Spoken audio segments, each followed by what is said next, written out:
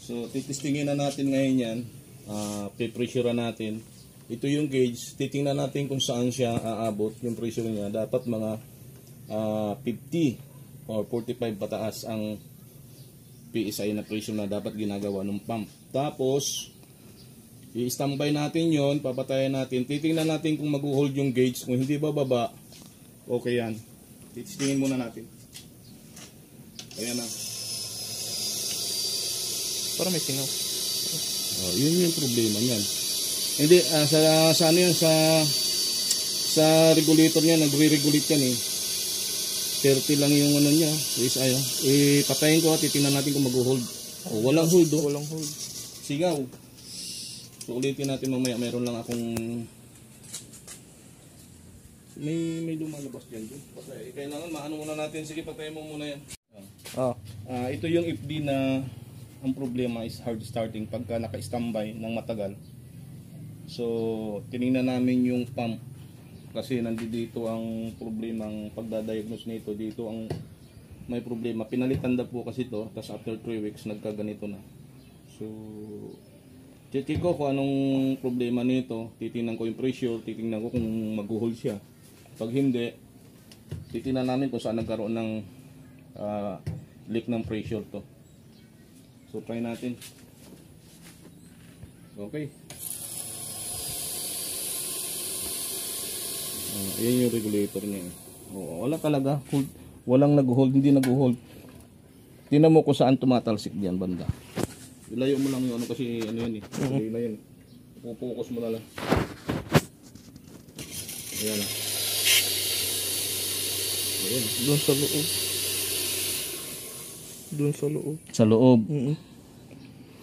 Sa loob ng... Yan ang kailangan mahanap dyan eh. Kasi ang regulator niya ito eh. Nandito ang regulator niyan eh. Sa baba. Tika. Pero nandito siya sa pump. Tingnan ko yung o-ring ng pump niyan. Baka nagka-problema sa pagsalpak eh. Ulitin ko ha. Ayan yung pressure na ginagawa niya eh.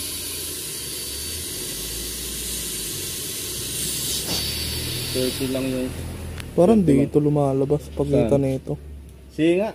Ay, problema yan. Palit tayo yan. Ayun o. Ayun sir, nakita na. I-focus mo yun. Basag itong filter nito. Tingnan mo ha. Halika. Tingnan mo dito yung side na yan. Pinukos mo ba dyan? Tingnan mo dyan ha. Tingnan mo. Ayun o. Nakita nyo? Kaya ang pressure mababa. Dahil dito palang lumusot na. So kailangan natin ng filter dyan. Titignan natin kung saan tayo makakuha ng filter mo. Okay. Ayun, pakita mo yun. Sagad na yun.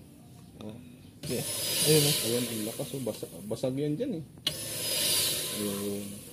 So, yan ang problema niya. Yung 30 PSI lang yung sliver lang yung nakalagay.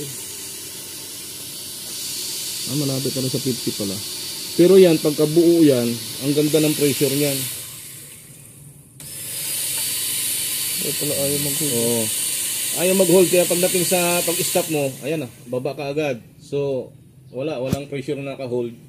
Pag pina-under mo siya ng matagal, prime up uli, bubumba, tsaka andar. Kaso, pag uma-andar, ganyan yan yung pressure niya, laging may leak, mababa. So hindi maganda para dito sa makina. Yung power nito hindi niya maibigay yung tamang yung stable na pressure. Kasi may leak dyan. Ayan, basag yan. Tingnan mo pag napalitan natin yan, makikita natin yung pressure nito magbabago na yun. Napakita mo ba yung gauge nito? Pinapakita yung pinituran ko pa. Okay. Iyan na muna ang babaklasin natin kasi nandyan ang problema niya.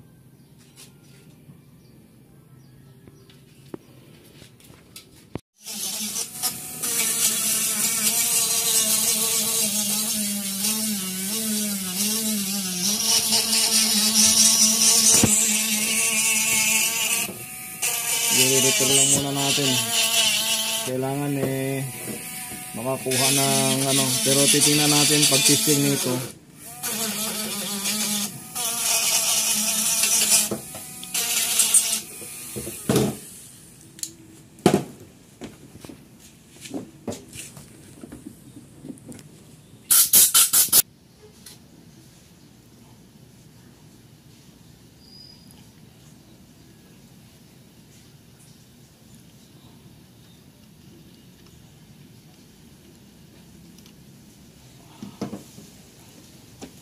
Paingat na yan.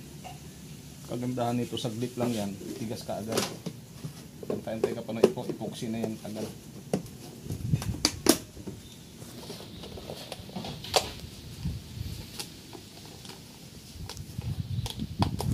No, hindi pa nga masyadong.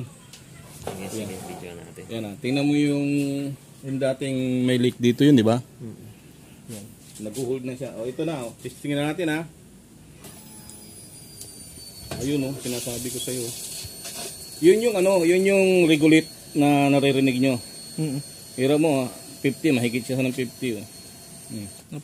Titinan natin kung saan mag-hold yan. Mag-hold yan, eh.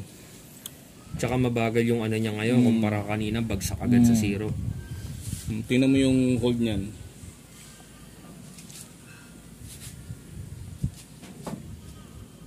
Tsaka yung yung doon sa may ito diyan, ituro mo yung ginawa natin diyan. Namamasa ba?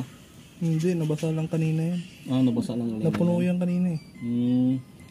Ayan oh. Ito yung nagli-leak dito. Ang lakas ng pressure yan diyan. Nag-hold na. Tapos ang kagandahan dito, nag-hold na. Nag-hold na. Hindi na bumabagsak. Kailan na kanina, bagsak diretso to eh.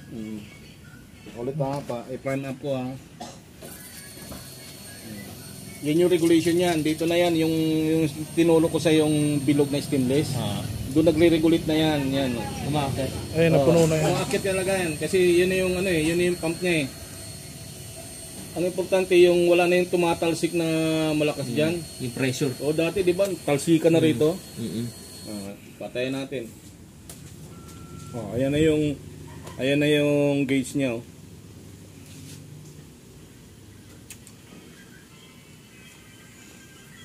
Hindi na bumaba. Taas na ng hold niya. Ganun talaga yan pagka naka-prime up na yan. Nag-hold na eh. Kanina sa'yo, pag anda, bagsak agad to. Bagsak sa zero. Veterans mo. Yan, i-hold lang muna natin siya dyan, ha? Hold lang siya, hindi siya bumababa. Mga ilang oras yan. Kahit na 15 minutes o 20 minutes tayo magantay niyan. Patayin mo na muna dyan, tapos ano ba tingin mo? Try natin? Try natin. O mamaya na? Pwede na, siguro. Pwede na. O sige, try mo. Basta on ka muna. Ilang segundo lang. Marinig mo lang yun. Tapos start mo na. Diba? Ganun nakabilis. One click. Ganun nakabilis siya paanda rin. Wala na redundo nangyayari. Thank you sir. Veterano ang tumira. Thank you. Bye. Recommended. Thank you.